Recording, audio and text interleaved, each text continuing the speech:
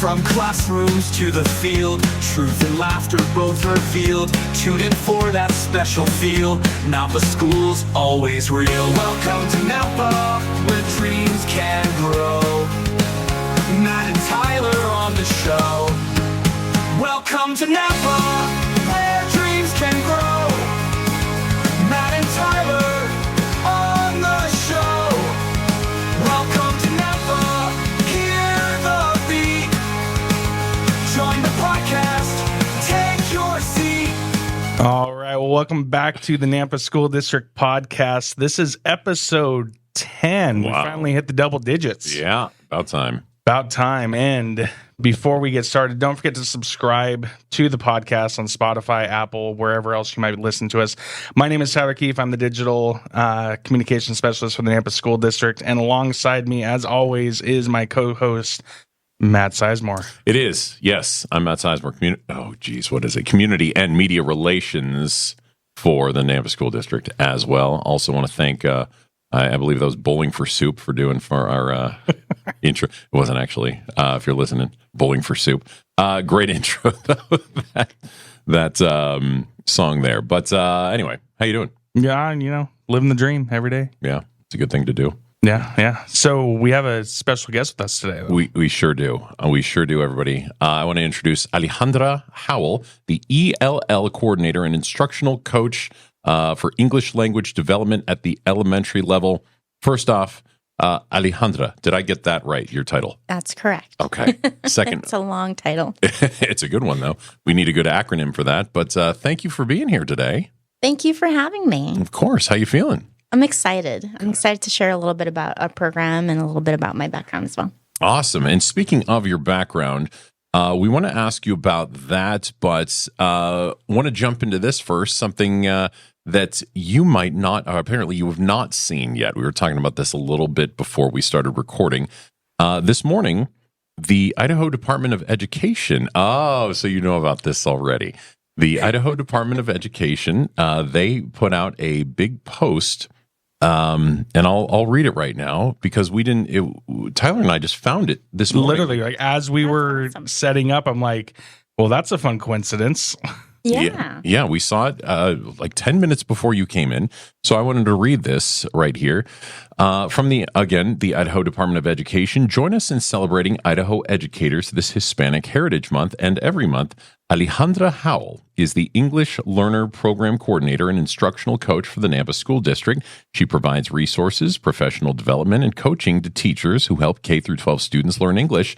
Prior to this position, she worked as a third grade music and EL teacher. Spanish was the first language she learned. When Alejandra was 6 years old, her family immigrated to the United States, but they moved frequently. She even completed many of her early elementary years back in Mexico. Her experiences in both U.S. and Mexican schools help inform her work today. The separation from her family and culture once they did settle in the U.S. made it that much more important to keep their language and traditions alive at home. Quote, I would say my Mexican heritage has propelled me to want to excel and prove to my family that the sacrifice of moving to a different country was worth it, she said. Great line. I try to live that every day, and she does. Alejandra is a first-generation college graduate and holds 2 master's degrees. Wow, that's awesome. As an educator, she encourages her students to ask their families about their journeys to the U.S. She also connects them to larger immigrant communities and celebrates the beautiful traditions they bring with them.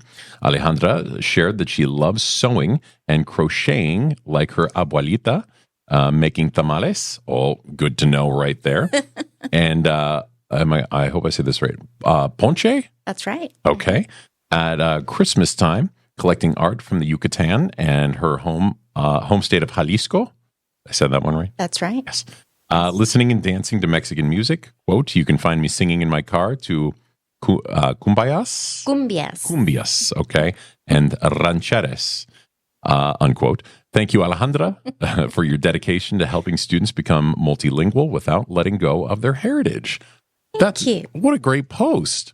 Yeah. And that's your background. Yes, that is my background. Like you took the words out of my mouth, literally. And that many of those were your words out of your mouth. So let's expand on that a little bit. Tell us a little bit more about your background. I mean, I know we just learned a little, but man, what a storied past you've garnered already in such a young life.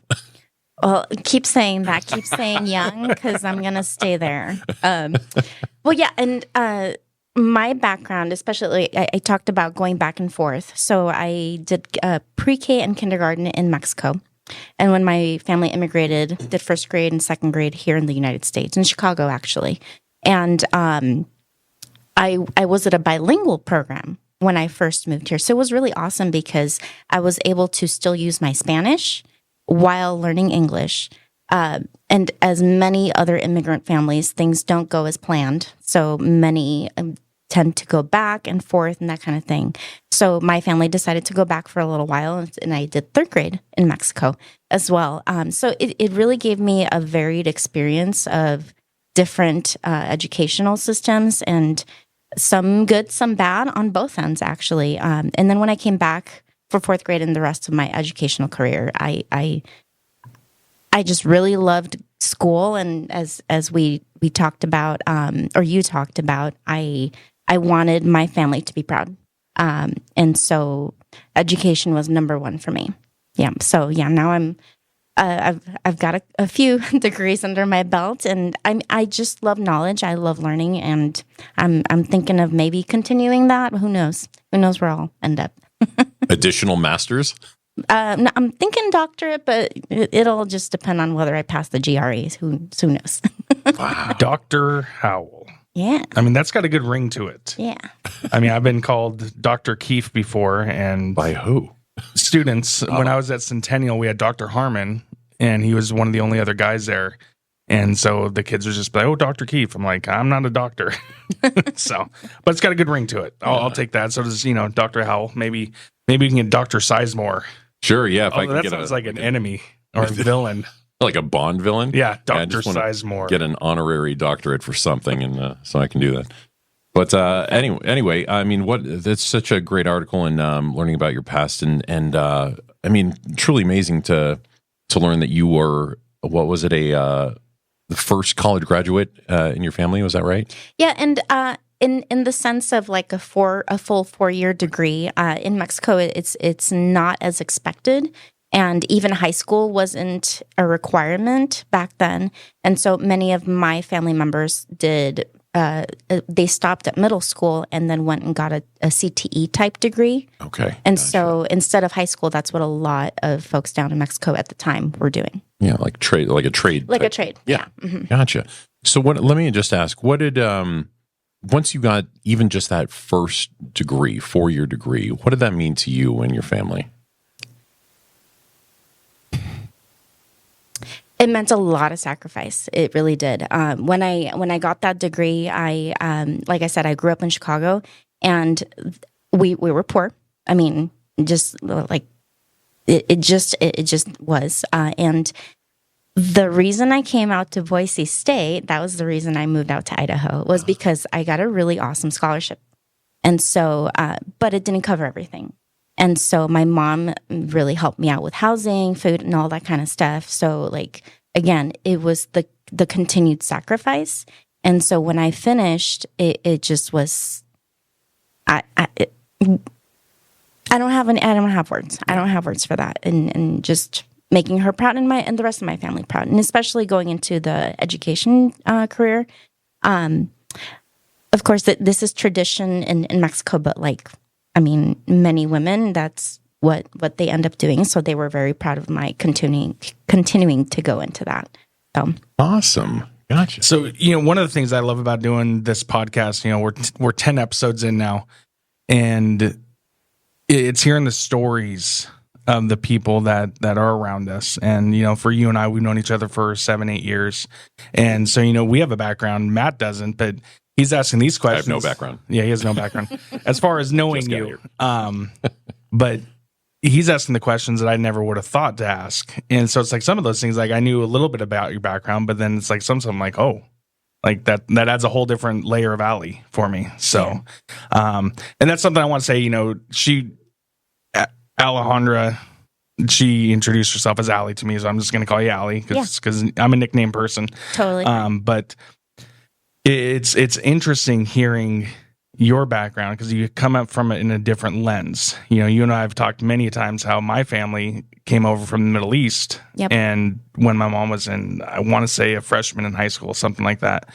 And so just the difference in those stories, but how similar they are at the same time. Mm-hmm. So it's kind of interesting. And, you know, that leads me to our first actual question here.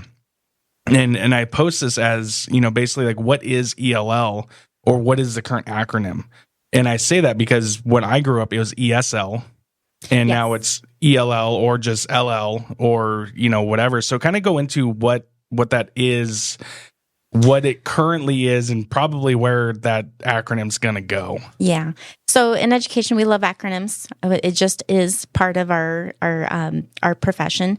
And the reason we have acronyms is because it really helps us understand, not understand, but just help us talk about some of these things. So with the acronyms that we use for English learners, that's what I usually use. It comes back to how students learning English are referred to in state language that is used in regulations, laws, etc.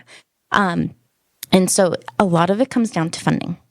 So, however, we are moving towards ML, which is multilingual, because we're trying to honor the assets that not just learning English is, but learning multiple languages are. And so I'm not using ML as yet, because I live in the world of assessment and state regulations in my position. So I tend to stick with EL until that vocabulary changes at the state level and federal level. No, I think that makes sense to me. Matt, does that kind of make sense for you a little bit? Yeah. I know you're learning these acronyms. I always find it funny when I'm talking to a group of people here. They'll say, "Oh, this," and they just throw out a ton of acronyms, and I just, I'm getting them slowly. Yeah, you're getting still there. the rookie here in education, but anyway. And so I do want to explain, because you said ESL, and I feel like that is pretty archaic at this point, but that's what we grew up in, right, in the 80s and 90s. So English as a second language, right? And that's why we moved more towards EL later on, or ELL, so English language learning, because for many of our students, it's not just a second language.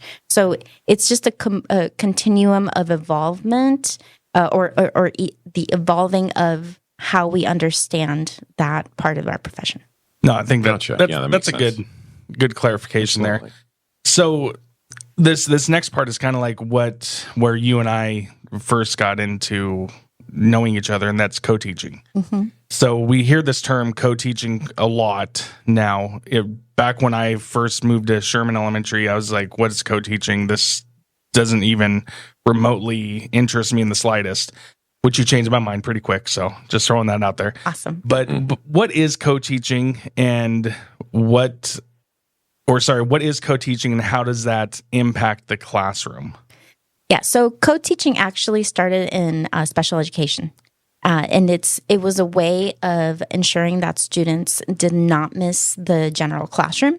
So then special educators would go into the general classroom to support students that had special needs, and looking at that model, the English learner profession started looking, we could be doing the same thing for our English learners, especially because, as most people know, you have to use, basically immersion is one of the best ways of learning a language.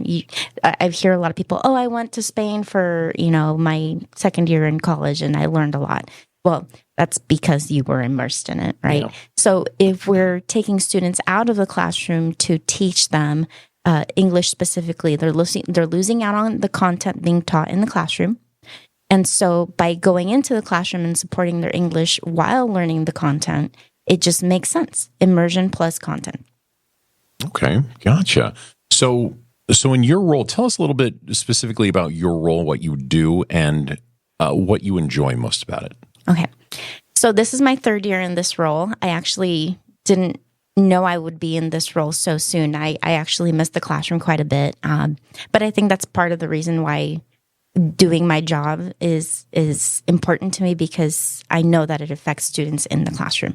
So I am the coordinator for our English Learner Program, and basically I look at what the state is asking our program to have and follow, and I make sure that our program follows those guidelines. I also am I oversee the assessment piece of it, and it's a lot of looking at data and students and their growth. So I never thought I would like that. But I'm actually really enjoying that part of it, and hoping that through looking at their growth in language that we can support them better, looking at how our English learner teachers can do to support them. Besides that, that's one of the big parts is I coach our English learner specialists, and basically mainly in kinder through fifth grade, I do have a co-teaching or a co-EL coordinator. Her name is Patricia Hines. She mainly focuses on secondary schools. But through the coaching, we meet with our EL specialist teachers. We look at the needs of their students. How can you improve the instruction that you're doing? How are you working with your other co-teachers? And like Tyler was saying, he wasn't sure about it, and that's it takes some convincing. It's a tricky balance to go into someone else's classroom and bring something else up maybe they weren't thinking about, but also joining with what they have to contribute as well. So, but besides, I support schools, I support teachers and students. And what do you like the most about that? I'm sure there's plenty of things, but is there something that stands out that you just love about it? I love going to different buildings. Yeah. Seeing how different buildings do things, and hey, so and so's doing this at this amazing school. Maybe that could be something that you could be doing, and then I take something that they share with other schools. So it's just collaboration. Yeah. I love collaboration. Cool. Now, one thing with the co-teaching that I want to bring up is when we started working together, I think I remember telling you like, no, I don't want to do that. In a few different things. And I meant it. Yeah. I mean, she'll tell you I was just brutally honest. But we looked at it as, well, initially we're going to talk about reading and writing and just focus on the language skills. And I remember telling him like, why can't we do that through science? Why can't we do that through, social studies and history? And then you kind of had this like, I don't know why we can't, let's try it. And you have a background in STEM. Yes, which really helped, and so we were able to do a lot of the EL stuff, but through the science lens. And I was going back through some pictures for a post I was trying to make, and it was something in my classroom where you had the big, was it the gravity thing? Oh yes, that was so fun. Yeah, and so I'm looking at these pictures and I see all the students, just engaged, having fun, and then I see Andres from Columbia, who, probably can't understand half of what we're saying, but I knew he was engaged. He was learning. And we even taught him how to use his iPad to translate for him. And so I go back to that and I think back and like, we were doing some pretty groundbreaking stuff. And we were just like, yeah, let's just try it. Let's see what happens. But they were learning. Absolutely. And that's huge. So kind of talk about that and I'm just spitballing off of, the questions here. Have what we done, or has what we did, I should say, has that kind of expanded into other roles across the district where you're like, well, you don't really have to do it in reading a story. You can do it in history because that's really stories itself, or, something like that. And if it hasn't, it hasn't, but, might also get some thoughts churning as, oh, we could try this over at this school because that teacher really loves that, not that kind of a thing. Right. I honestly, I really enjoyed co-teaching with you, Tyler. It was fun. You pushed me a lot as well, by the way. I used to be a Google person, and he totally switched me over to Microsoft, and I'm very happy about that, by the way.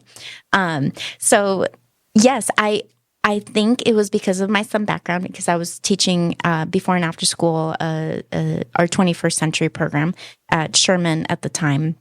And so I was doing all of these things, experiments and how to engage students. And that program really opened my mind to other things. And I mean, you're still doing reading, you're still doing writing through those things. But yes, like kids get so interested if it's, let's talk about space, or let's talk about racing cars that you created, that engineering type of activities.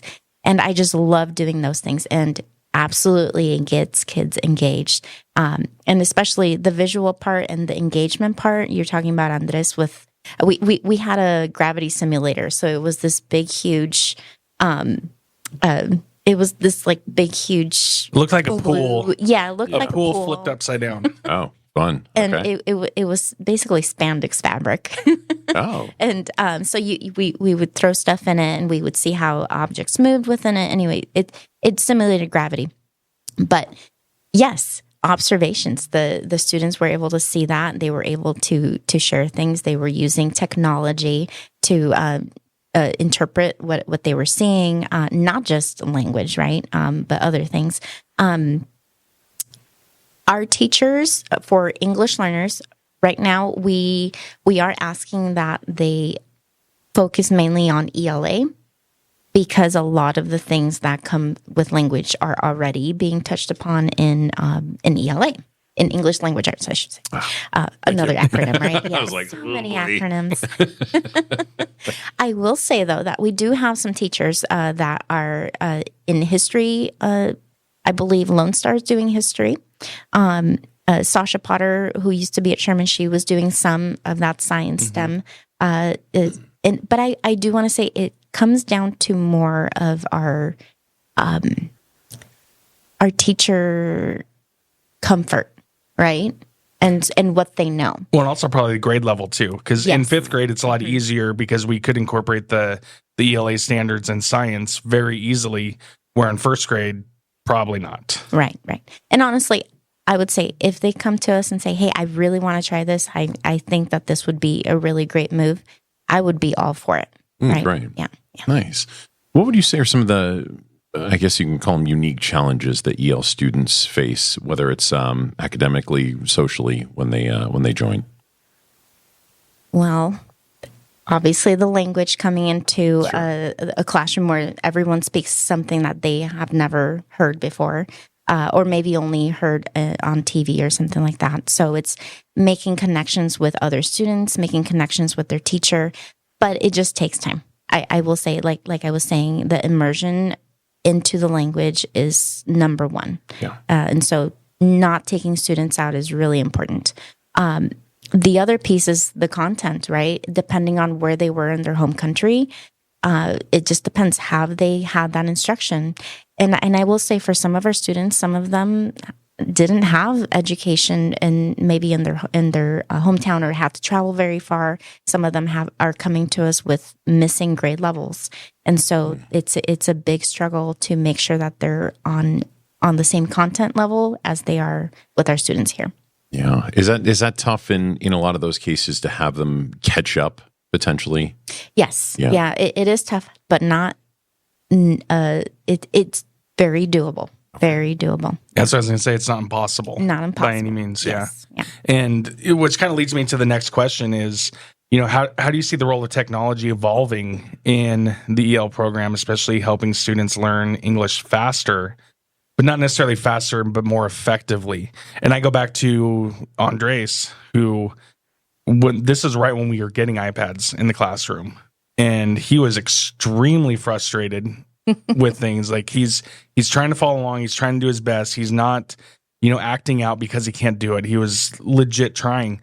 And then this is literally when Microsoft Translator came out. We tried it out. We showed him how to take his iPad, hover it over his book, take a picture, and it'll translate for him. And then I still remember the look in his eye, like, I can read this now. I know what you guys are talking about. And that was in 2017, 2018 when that happened. Now we're in a whole different world. We have AI everywhere. AI is not always accurate. We know that. But where do you see technology helping all of our students and our teachers of EL students? Well, let me start with how it was for me, because if we know where we come from and the amazing changes that our society has brought, like I said, I remember being in school, and yes, I was in a bilingual program. However, when I came back after third grade and fourth grade, I was no longer in a bilingual program. So all of my teachers were only English speaking, and so it was really difficult for me to connect and share the knowledge I had. And especially, it made me more shy because I was like, well, I know the answer, but I can't share it. So I very rarely participated until I got more confident. So that is what really our technology can help is building the confidence with our students in not only helping them understand what's being taught, but being able to share their knowledge. And yeah, you can take a picture of text and it'll translate for you. You can even join conversations. Microsoft has a really great platform where different students can log on, and you could be speaking in English, and maybe they speak Ukrainian, and it pops up in Ukrainian for them, and then they speak into it in Ukrainian, then it pops up in Spanish for another student in the class, because we do have multiple language in many of our classrooms. So it's not just translating to one, but using our technology really helps students get more involved, be more engaged. And honestly, it helps also build their own language, especially there's a new term, because we love new terms. It's called translanguaging. And so when you translanguages, you're going back and forth between one mode of language to another mode of communication, another language, right? And so having them have that ability of going back and forth between their home language and English is really important to build both. Nice. Let me ask you something kind of off of that question in how learning a new language, I guess, is done nowadays with all this new technology. I think it's so amazing to be bilingual, let alone multilingual at all. I wish that I was. It's something that I know a little bit of Spanish, but not enough. But I think to myself, I kind of compare a lot of today's technology, and there's probably, when it comes to language, I know nothing about the full extent of what's out there, but I kind of think of it almost like a GPS to myself, in the sense of, if I'm going somewhere, I use GPS, and I do it for everything because it has traffic updates now and whatnot. Mm-hmm. It is not, at least in my older brain now, that is not, it doesn't, as a growing kid, it's not going to take in things and learn those things as much as possible. But I feel like, in a way, it's kind of made me not rely on memorizing things in terms of street names or actual routes. It's just following the GPS. How would you compare that to a lot of these language translator programs where people just need to talk to it? Suddenly it spits out the exact thing they said in another language. Is it really helping everybody learn? How exactly does that work or compare? I appreciate you bringing that up, because we can't use it and over rely on it either. So there has to be a good, healthy balance, right? Right. If at first the only way that they can communicate is using an app, absolutely, I'm going to use that in order for them to be a part of the classroom. Yeah. But over time, they're going to hear students around them. The teacher is talking in English. So over time, they do start understanding that, especially with the different strategies that teachers use that aren't just app related, right? Students will understand English language much more than just using an app, obviously. And we don't want them to be reliant on just the technology either. However, it does, in my mind, speed up the process in that engagement. And especially, we don't want them to not learn the content, right? We want them to learn what they're supposed to be learning at that grade level. And sometimes that's the way that we can help students do that. Gotcha. So use it, enjoy it, have it be beneficial, but don't rely on it. Exactly. Yeah. Perfect. Gotcha. So what advice would you give to other educators within NSD, outside NSD, that might be listening, in all facets, really, that are looking to improve their own EL programs? Well, I'm a big proponent of co-teaching, especially because we're not taking students out of the classroom. However, I do recognize that it is a tough program to implement if folks aren't on board. Like Tyler said, he's like, I don't know, why are you coming into my classroom, right? So it's just going to be a shift in mindset, right? Especially we're seeing a lot of students coming in that are lacking English skills, but that does not mean that they're lacking other skills, right? So it's just combining both while not taking them out. So I would say for districts that are not using co-teaching yet, look to see what resource they have around them. But also the State Department of Education has been a big proponent of bringing co-teaching to more and more districts because they see the benefits. They see how students are doing well. And honestly, statistically, we've seen a huge growth with our English learners when we went from the different models that we were using prior to, I believe it was 2016, 2017, to what we have now. Great. So I'm supposed to ask you something now.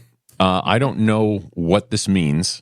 Tell us about you writing scripts for marching bands. Oh, yeah. Yeah. What does that mean? So my first degree was actually music education. And it was because in high school, I was big into music, and that's actually how I got my scholarship to come out to Boise State. And so I was part of the marching band at Boise State. I loved marching. I actually was part of it for 8 years there. Wow. And they ended up paying for my master's degree, my first master's degree in curriculum and instruction. And so yeah, my love of music led me to write what we call marching band drill. And so I still do it. And I don't do it locally. I used to write for CUNA High School, and I used to write for Boise State, obviously. Even after I graduated, I used to write their marching band drills. But just, life happens and you get more involved in your profession. So I keep that every summer. Every summer I work with a school out in Missouri. And they're a small school. I think they range between 50 to 80 kids, depending on the year and how many kids sign up. But it's my one connection still to music, and I really enjoy it. Nice. And what did or do you play? I used to play, I do play once, and I don't pick it up as much as I would have liked. My original instrument is the flute. Okay. However, when I went to Boise State, they require you to learn every instrument. I don't know if people knew that. Every instrument. Music educators are required to learn all of woodwinds, brass instruments, even string instruments. So I actually really liked percussion. And so when I was in the marching band, I did color guard for 3 years, and then I did pit percussion for a couple of years as well. So that was, and pit percussion's like marimba, xylophone, that kind of stuff. So it's the kids that don't march that are on the side, but they have those cool little melodies. So that was a lot of fun. How exciting. I think I could play the cowbell. Yeah. We have the cowbell. Yeah. Got a prescription. All right, Tyler, bring it. All right, so we got one random question, as we always do. Granted, there's been a lot of random questions, but this one is just off the cuff, random from this brain, which I'm sorry for. Yeah. But you said you grew up in Chicago. Yes. And there's an ongoing debate about food. Oh, boy. With man. Chicago. Pizza question. It is not pizza. Oh, just kidding. Believe it or not. I was going to do, a Chicago deep dish or New York or whatever else, but no, I'm going to shift this to a hot dog. Oh, man. So the Chicago style hot dog is one thing. The only way to eat a hot dog. That's the only if you way. ask me. So tell us what the Chicago style hot dog is, because I'm really happy with just ketchup. Okay. I'm just going to tell you some trivia about Meridian. They used to have a Chicago style hot dog stand. Where was it? It was on Meridian. And do you know where the Big Lots is? Mm-hmm. It used to be over there. Oh, yeah. Right by Meridian in Fairview. Yes. They closed that down. I was so sad because I used to go there because that was my one connection. You walked in, they'd be like, Aly! And no, actually, you didn't walk in. It literally was a stand, outside. Ooh, but nice. Yes. Those are the best. But the Chicago-style hot dog must be on a poppy seed bun, a Vienna-style sausage because it's got that good crunch. And it's got to come from the Vienna factory out in Chicago. It has to come from there. Otherwise, you don't get that good crunch. Oh, yeah. Sport peppers because you need that spice. The neon green relish. I don't know why, but it has to be the neon green relish. I know what you're talking about. Yep. Mustard, tomatoes, and onions. Okay. It's just like there's so many flavors, There is. There's a little spice, a little sour, a little, yeah. So you're saying the $1.50 Costco dog doesn't do it for you? No, not even close. I mean, that was my lunch yesterday. It's fantastic. No, I encourage anyone that visits Chicago, get yourself to a stand or go to Portillo's. Portillo's is the best. They have the best hot dogs there. That will get you a Portillo's. Where's that? It's in Chicago. In Chicago. Oh, and they started as a stand back in I don't know, like the 1920s or something, maybe 30s. Okay. Yeah, they are a staple of Chicago. Gosh. So then on the flip side, we got the Chicago dog. But you're from Southern California. What about Long time ago. Pink's? Oh, Pink. Oh, man. Pink's chili dogs. Oh, good stuff right there. But there's something that I enjoy even more than Pink. I do like Pink's. Pink's is very good. I've never been a big hot dog guy, though. Like hot dogs, they're fine. I like them. But number one, there's nothing like a Dodger dog. I'll say that. I mean, it's relatively plain. You got to get the all beef one. Who knows if it's actually all beef? But No one knows. No, I think they say 100%, and maybe 20%. But very good, just with a ton of chopped onions, ketchup. I don't do mustard. Funny story. I was telling you earlier. I was one of the finalists to be the Chicago Cubs' new PA announcers. No way. Yeah, and And we got him instead. yeah. Yes. This was a long Tell time you. ago. But when I flew out, I actually met a reporter there, and I was talking to her about it, and she had me on one of the morning shows, and they called me early in the morning. And it's on subject. They called me early in the morning, and I was watching myself on TV in my hotel room, and they started quizzing me. They're like, "Okay, on your hot dog, you do mustard or mustard or ketchup?" And I was like, "I'm going to get this wrong. I know the answer is mustard, but I'm going to say ketchup." And so they just went off on me, and so that was fun. But anyway, there's nothing like a Dodger dog, but just outside of, and this is probably my favorite of all time, just outside of Dodger Stadium or big sports venues around Los Angeles, you know what I'm talking about. I know exactly what you're talking about. Yeah. People had little tiny carts, Yep. and they'd make what we call danger dogs because you never know how you're going to feel in a while, but it's bacon wrapped hot dogs with grilled onions and peppers.